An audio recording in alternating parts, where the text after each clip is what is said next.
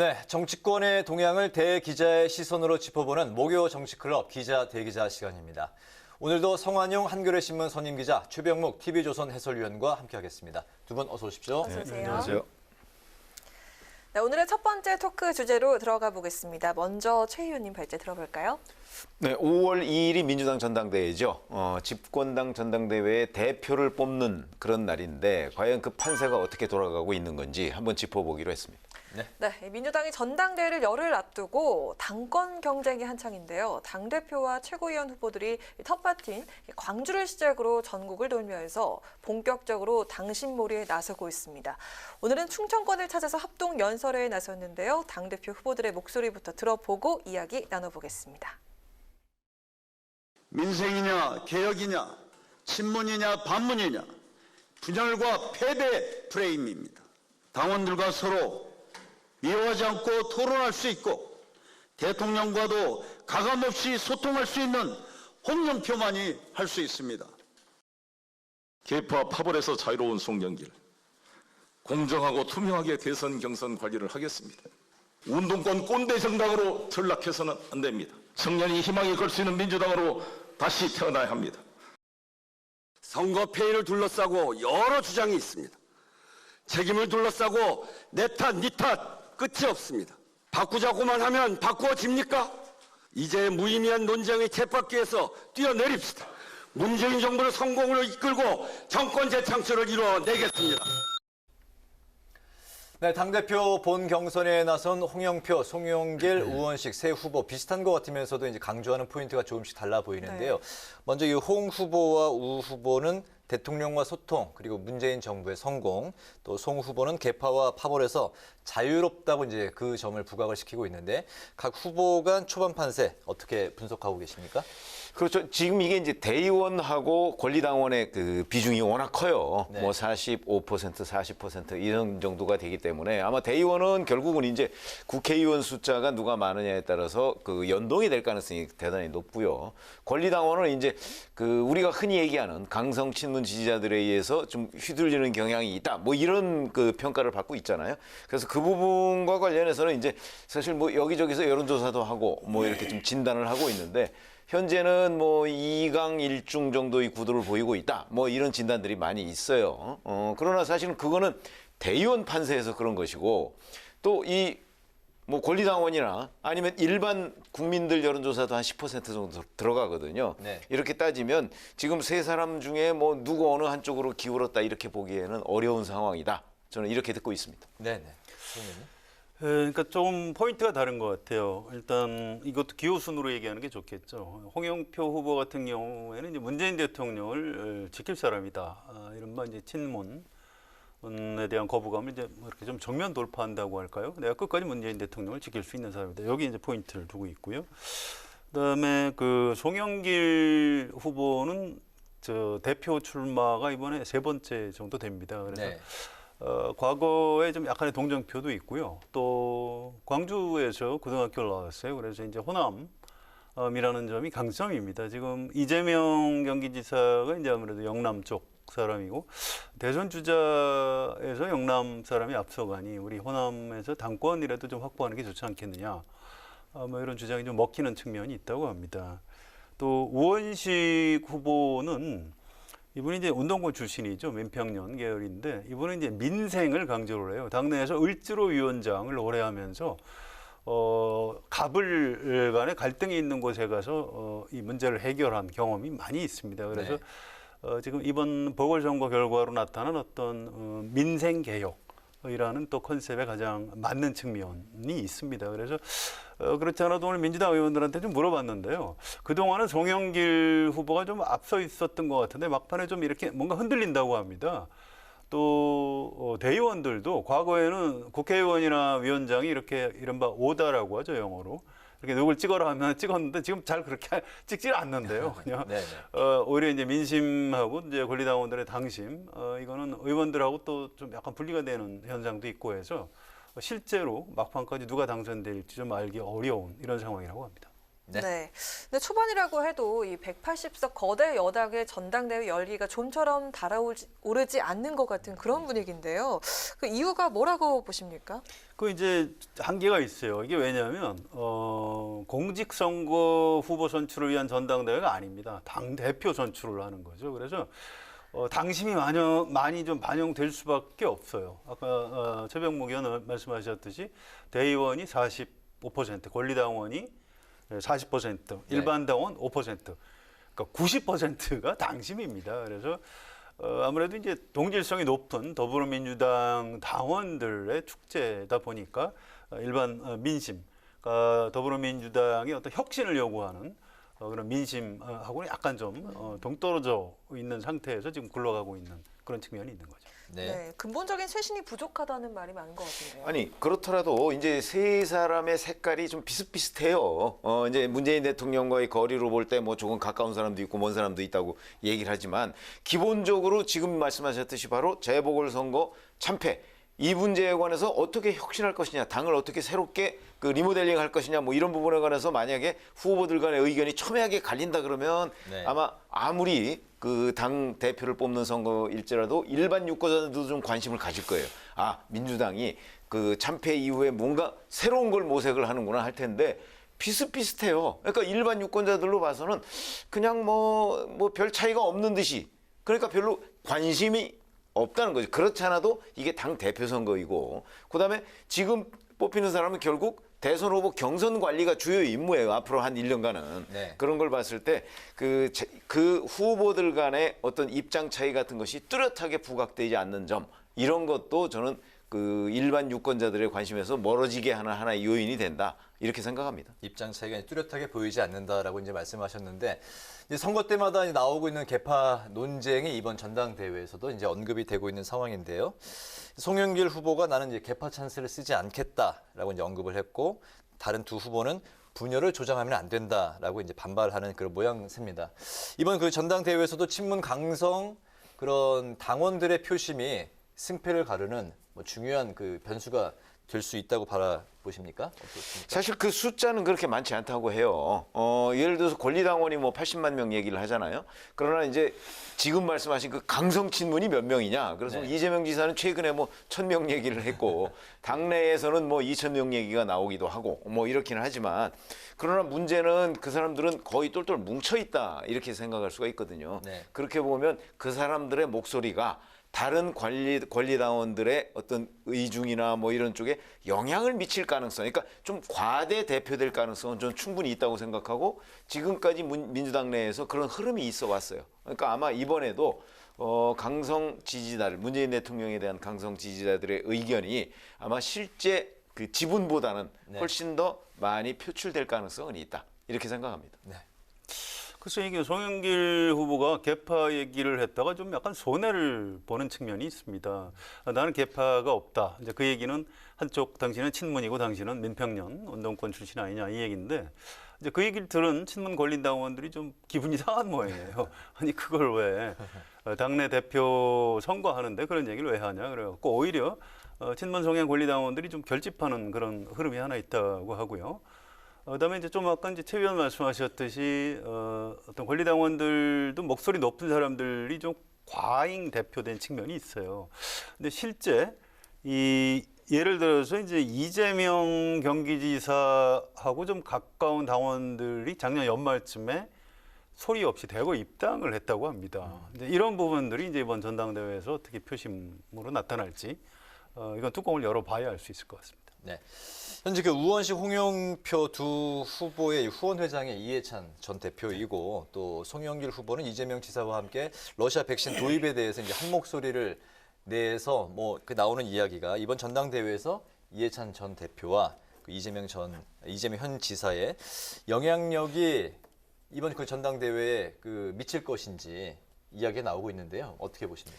그렇죠. 그렇게 본다면 이제 이해찬 전 대표의 경우는 두 후보에 대한 그 후원회장이고 그러니까 아마 그리고 이제 퇴임을 한 거 아닙니까? 그러다 보니까 영향력이 별로 없을 것이다 이렇게 얘기를 할 수가 있는데 네. 이재명 경기도지사의 경우에는 당장 이번에 뽑히는 대표가 경선 관리를 하게 됩니다. 그러니까 본인의 이해관계가 상당히 밀접하게 연관이 있을 것이다. 이렇게 지금 그 분석을 할 수 있고 그렇게 본다면 친문색채가 가장 강한 사람보다는 그 친문색채가 가장 옅은 사람 쪽을 내심 지원하지 않을까. 그런데 지금 그런 것들이 별로 드러나 있지 않단 말이죠. 그럼 세 후보 중에서는 홍영표 후보가 이제 가장 친문색채가 강하다고 지금 밖에서 평가를 하고 있으니까 아마 그쪽하고 가장 거리를 좀 그 멀리 하려고 하지 않을까. 전 이렇게 판단을 하고 있습니다. 이재명 지사 측. 이재명 지사 측은. 알겠습니다. 대선을 앞두고 이제 정치 공학적인 그런 측면을 말씀하십니다. 뭐 짧게 말씀드리면 이해찬 전 대표는 이제 호남에서 좀 영향력은 있는데 좀 제한적이라고 그래요. 그렇게 뭐 아주 파괴력이 있는 것 같지는 않다 하고요. 이재명 지사나 본인 또는 가까운 의원들한테 이번 전당대회에서 대표를 누구를 그 지지하느냐 물어보면 바로 화를 낸다고 합니다. 아니 그걸 왜 나한테 물어보냐. 난 엄청 절대 중립이다. 그리고 실제로 중립을 지키고 있다고 합니다. 사실 이재명 지사 입장에선 이기는 편이 우리 편이다. 이제 이렇게 생각할 가능성이 높죠. 누가 대표가 되든 대선 경선 관리를 잘 해주면 뭐 그만이죠. 뭐 어떤 역할 같은 게 좀 제한적입니다. 그래서 대선 주자라는 게 이제 본인 실력으로 싸우는 거지 뭐 당 대표 누가 되는 게 자기한테 유리하고 불리하다 이렇게 생각하는 것 같지는 않습니다. 두 이의 영향력이 이번 전대에 별로 이렇게 그렇습니다. 미치지는 않을 것 같다. 네. 알겠습니다. 네, 이어서 송 기자께서 선정한 다음 토크 주제 들어보도록 하겠습니다. 예, 4월 7일 재보궐선거 이후에 이제 야당이 좀 시끌시끌합니다. 뭐 사면론, 또 뭐 합당 논란 이런 것들이 있는데 국민의힘에서 벌어지고 있는 여러 가지 잡음에 대해서 얘기를 해볼 필요가 있을 것 같습니다. 네. 국민의힘이 이제 통합을 추진하면서 외연 확장에 이제 나서고 있는 상황인데 그런 상황에서 이제 탄핵 부정론과 사면론이 이제 불거져 나왔습니다. 이 사면론은 현재 그 두 가지 이제 분위기인 것 같은데요. 국민 통합을 위한 사면론 그리고 탄핵 자체를 부정하면서 나오는 그 사면론 이 두 가지인 것 같은데 현재 시점에서 탄핵 부정이나 사면론 왜 꺼낸 걸까요? 이게 꺼낸 게 아니고요. 네. 그냥 툭 튀어나온 겁니다. 툭 튀어나온 자연적으로 나온 겁니까? 그렇습니다. 사실은 이제 서병수 의원 같은 경우에는 아주 오래전부터 박근혜 대통령 사법처리 잘못됐다. 탄핵 잘못됐다. 이런 얘기를 하던 분이에요. 네. 이번에 이제 중진으로서 나는 뭐 나서지 않겠다. 이런 얘기를 하면서 이제 얘기를 한 것뿐이고요. 또 오세훈 서울시장하고 박형준 부산시장은 대통령, 문재인 대통령을 만났는데 이 사면권자는 대통령이잖아요. 그러니까 뭐 이 얘기를 안 할 수가 없는 거죠. 대통령께서 좀 통합 차원에서 사면을 해줬으면 좋겠다. 이렇게 얘기를 하다 보니까 서병수 의원 또 두 시장이 이제 얘기를 하니까 뭐 마치 국민의힘 전체가 뭐 전직 대통령 사면을 요구하는 것처럼 결과적으로 모양새가 그렇게 됐어요. 그래서 국민의힘 의원들도 좀 굉장히 당황하는 아니 지금 우리가 보궐선거 이겼다고 뭐 갑자기 전직 대통령 사면해달라고 집단으로 요구하는 거는 아닌데 이거 왜 이렇게 됐지? 이렇게 좀 당황하는 그런 분위기가 있는 것 같습니다. 네, 특히 초선 의원들의 뭐 반대 목소리도 많이 나오는 것 같은데. 그렇죠. 아니 왜 그러냐면 김종인 전 비대위원장 시절에 이미 그 초선 의원들 생각은 그런 거죠. 아 우리가 탄핵의 강을 건넜다 이렇게 생각을 했는데 그걸 지금 다시 돌아가게 생겼잖아요. 네. 그러니까 초선 의원들의 반발이 있는 것이고. 근데 이제 단순한 사면론 정도만 가지고서는 크게 문제가 없었을 수도 있어요. 근데 이제 서병수 의원은 탄핵을 부정했단 말이죠. 네. 근데 부정론하고 사면론하고는 완전히 다른 겁니다. 탄핵을 부정한다고 하면 사면을 할 필요가 없잖아요. 원래부터 무죄였는데 네. 이렇게 생각하는 거거든요. 그건 이제 국민의힘의 다수의 의견으로 보면 과거 뭐 하여튼 탄핵 자체가 잘못됐다는 거니까 그건 태극기 부대라고 우리가 통칭했던 그런 사람들의 주장과 맥이 같단 말이죠. 그걸 지금 초선 의원들이나 아니면 작년 총선에서 그 당선된 사람들의 입장에서는 인정할 수가 없는 거죠. 그걸 이제 과거 개념으로 따지면 이제 친박계라고 할 수 있는 서병수 의원이 이 문제를 꺼내 드니까 이게 이제 논란이 훨씬 더 커지고 김종인 전 비대위원장이 뭐 사과까지 한 두 전직 대통령에 대한 탄핵 문제가 지금 다시 이렇게 네. 이제 이른바 요즘에 소환된다고 하죠. 그렇게 다시 온 건데 제가 보건대는 아마 이제 뭐 친박 비박 이 색깔도 김종인 전 비대위원장 시절을 거치면서 좀 옅어졌고 그다음에 이 문제에 대한 당내 부정적 여론, 특히 탄핵 부정이라고 하는 부분에서는 부정적 여론이 워낙 강하기 때문에 아마 서병수 의원 등 극히 일부분의 몇몇 의원들 외에는 이 문제는 재론이 되지 않을 것이다. 저는 이렇게 봅니다. 조만간 뭐 사그라들 그냥 사그라들 것이다라고. 거지만 사면론은 여전히 이제 그거는 있을 수가 있는 내용이죠. 근데 이 네. 부분은요, 앞으로 또 두고두고 논란이 될 가능성이 있겠더라고요. 왜냐하면 앞으로 정치 일정이 국민의힘의 뭐 원내대표 경선이 있는데 여기에서도 뭐 과거에 법사위원장 했던 권성동 의원이 후보입니다. 이분이 이거 뭐 원내대표 돼야 되겠느냐 이런 이제 공격하는 쪽에서 그런 얘기를 하고요. 또 당대표 전당대회를 앞두고 뭐 주호영 지금 현 직무대행 이런 분들 과거에 박근혜 대통령 탄핵할 때 탈당을 해서 그 탄핵 찬성했던 사람들 이런 사람들을 대표로 뽑아야 되느냐. 또 이제 대선 후보 선출을 하더라도 유승민 전 의원 같은 경우에 박근혜 대통령 탄핵에 앞장섰던 사람이고 또 그러고 보니까 윤석열 전 검찰총장은 박근혜 대통령 사법 처리를 했던 사람이고 네. 자, 이게 전직 대통령 문제가 뭐 당분간은 좀 수그러들 수 있겠습니다만 앞으로 다음 내년 대선까지 아마 두고두고 지금 보수 야당 쪽의 내부 논쟁 같은 걸 좀 일으킬 가능성은 좀 있어 보입니다. 알겠습니다. 네, 국민의힘과 국민의당 합당도 여전히 지지부진한 그런 상황인데요.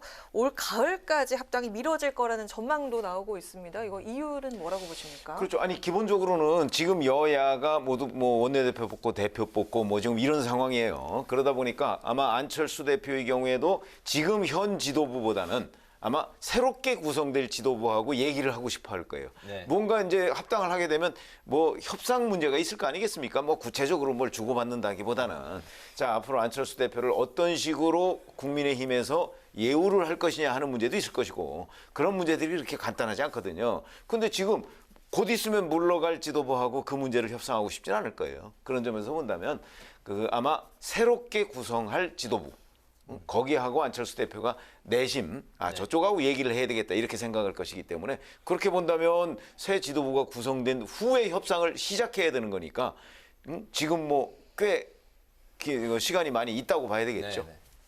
알겠습니다. 그 안철수 대표가 좀 기분 나쁘실 수가 있는데 그 싫어하는 사람들이 붙인 별명 중에 간철수라는 게 있습니다. 자꾸 간만 본다 이제 이런 건데 정치인이 중요한 순간에 이제 결단을 좀 해야 되는데 사실 이 합당 문제도 그런 겁니다. 일반 그 전체 국민 앞에서 약속을 한 거예요. 사실은 그냥 하는 게 정치적으로는 맞는 겁니다. 그런데 지금 국민의힘 내부가 뭐 시끌시끌하고 또 윤석열 전 검찰총장은 뭐 당분간 입당할 것 같지 않고 하니까 이것저것 이제 상황을 보는 거죠. 그냥 제3지대에 머물면서 윤석열 전 총장하고 먼저 손을 잡는 게 나한테 유리한 것 아닌가 이런 식으로 계산을 하는 것 같은데 뭐 정치인이 유불리를 따질 수 있습니다. 그런데 지금 뭐 자꾸 이렇게 너무 계산하는 것 같아서 썩 보기가 좋은 것 같지는 않고요. 당분간 계속 시간을 끌면서 기다릴 가능성이 좀 더 높아 보입니다. 네, 오늘 마지막 질문 이제 김종인 전 비대위원장입니다. 독설이 이번에는 그 주호영 대표 권한 대행에게로 이제 향했는데요. 안철수 국민의힘 국민의당 대표와 작당을 했다 이렇게 이제 독설을 날렸는데 계속해서 이 국민의힘 흔들기에 대한 독설을 날리고 있습니다. 이 어떤 포석으로 바라봐야 할까요? 뭐 포석이 아니고 좀 화가 나셨다고 해요. 그만둘 때 이제 좀 아이고 수고하셨습니다. 저희가 좀 계속 모셔야 되는데 이렇게 해도 좀 좀 서운한 게 풀릴까 말까 하는데 약간 좀 이상한 농담들을 했다고 그래요.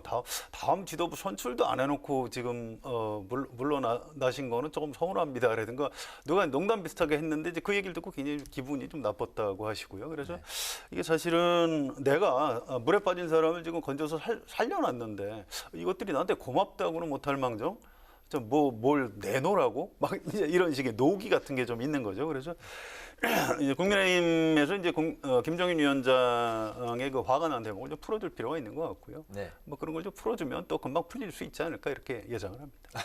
네. 그러나 어찌됐든 간에 입장 차이가 있는 거죠. 그리고 김종인 전 비대위원장은 이제 어차피 지금 윤석열 전 검찰총장의 지지율이 야권 후보군 중에서는 가장 높지 않습니까?